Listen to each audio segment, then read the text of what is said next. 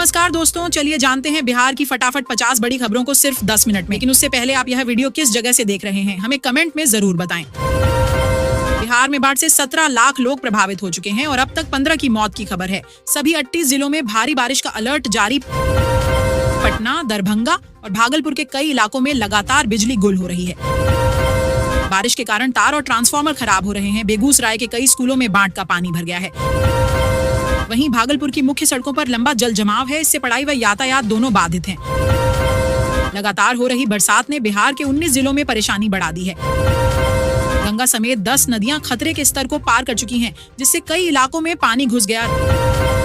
राज्य भर में पुलिस ने अभियान चलाकर अवैध हथियार और कारतूस बरामद किए और कई अपराधियों को गिरफ्तार किया। सड़क, बिजली और पानी जैसी समस्याओं के त्वरित समाधान के लिए सरकार ने नया हेल्पलाइन नंबर जारी किया है।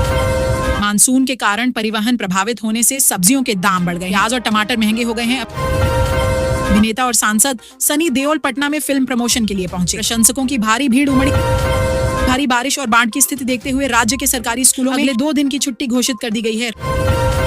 राज्य में आने वाले दिनों में बिजली गिरने और भूस्खलन का खतरा बढ़ सकता है। प्रशासन ने लोगों से सावधान रहने और जरूरत पड़ने पर घर से बाहर न निकलने की अपील की है। बारिश और कम विजिबिलिटी के चलते पटना एयरपोर्ट पर लॉजिस्टिक्स और फ्लाइट ऑपरेशन में देरी हो रही है। राज्य भर के इंजीनियरिंग कॉलेजों में प्रवेश प्रक्रिया शुरू हो गई है। छात्र अपने पसंदीदा कोर्स के लिए आवेदन कर रहे हैं। महिलाओं की सुरक्षा के लिए नया हेल्पलाइन नंबर और मोबाइल ऐप लॉन्च किया गया है।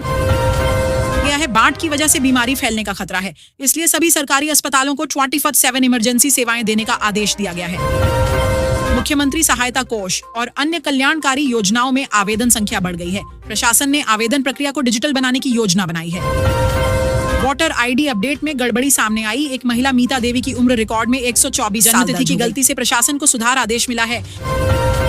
बेरोजगार युवाओं को प्रशिक्षित करने के लिए राज्य सरकार ने बड़े पैमाने पर स्किल डेवलपमेंट कैंप लगाने का निर्णय लिया है।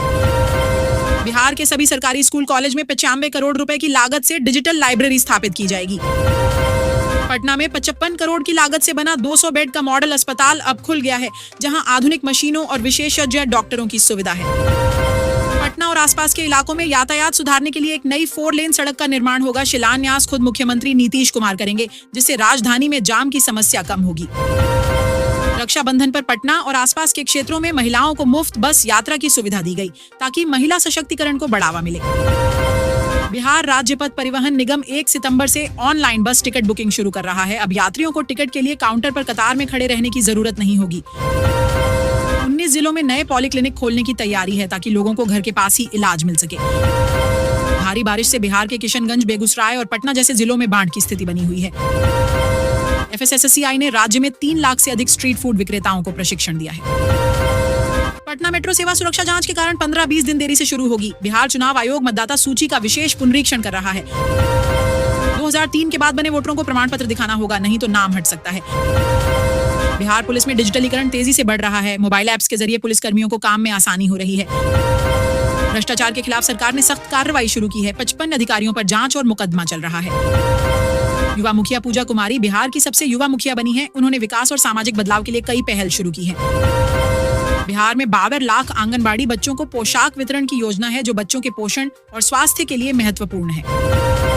कृषि क्षेत्र में किसानों को आधुनिक यंत्रों पर सब्सिडी दी जा रही है, जिससे उनकी उपज बढ़ेगी और काम आसान होगा। बाढ़ प्रभावित जिलों में राहत कार्य जारी है। वहां के लोग प्रशासन और स्वयंसेवकों की मदद से बचाव और पुनर्निर्माण कर रहे हैं। विधवा महिलाओं के लिए विशेष सहायता योजना चल रही है, जिसमें आर्थिक मदद के साथ साथ स्वरोजगार के अवसर भी प्रदान किए जा रहे हैं। दिव्यांग व्यक्तियों के लिए राज्य में नई रोजगार योजनाएं शुरू हुई हैं, जिसमें वे सरकारी और प्राइवेट सेक्टर में काम पा सकेंगे। कोविड-19 टीकाकरण में तेजी लाई गई है। हर जिले में अधिक से अधिक लोगों को टीका दिया जा रहा है। बिहार में नशा मुक्ति अभियान तीव्र गति से चल रहा है, जिसमें युवाओं को समझाने और पुनर्वास करने का काम हो रहा है। बिहार के कई हिस्सों में सड़कों और पुलों के निर्माण कार्य जोर शोर से चल रहे हैं, जिससे आवागमन आसान होगा। जल समस्या को लेकर विभिन्न जिलों में स्वच्छ पेयजल योजना चालू है, जिससे लोगों को साफ पानी मिले। स्वतंत्रता दिवस के अवसर पर पटना में 125 यूनिट तक मुफ्त बिजली योजना लागू की गई है, खासकर गरीब परिवारों के लिए। बिहार में 7 लाख से अधिक लोगों के पास 2 वोटर आईडी मिली है। वोटर की डुप्लीकेट फाइलिंग पर जांच शुरू हुई है। चुनावी सफाई की प्रक्रिया तेज की जाएगी। बिहार सरकार घरों में सोलर पैनल लगाने की योजना पर काम कर रही है। इससे बिजली बचत और नवीकरणीय ऊर्जा को बढ़ावा मिलेगा। पटना मेट्रो प्रोजेक्ट की शुरुआत रेलवे सुरक्षा जांच के कारण टली। रेलवे विभाग ने सुरक्षा मानकों पर और काम करने को कहा है। मेट्रो सेवा अब अगले महीने से शुरू होगी। बिहार रेल भर्ती बोर्ड ने पैरामेडिकल स्टाफ के पदों के लिए आवेदन प्रक्रिया शुरू की है। इससे राज्य के युवाओं को नौकरी के बड़े अवसर मिलेंगे। अब बिहार में मुखिया और सरपंच मृत्यु प्रमाण पत्र भी जारी कर सकेंगे। इससे ग्रामीण क्षेत्रों में लोगों को सुविधा होगी। विपक्षी नेताओं ने वोटर लिस्ट में धांधली के आरोप लगाए हैं। बीजेपी पर वोटर की सूची में छेड़छाड़ के गंभीर आरोप हैं।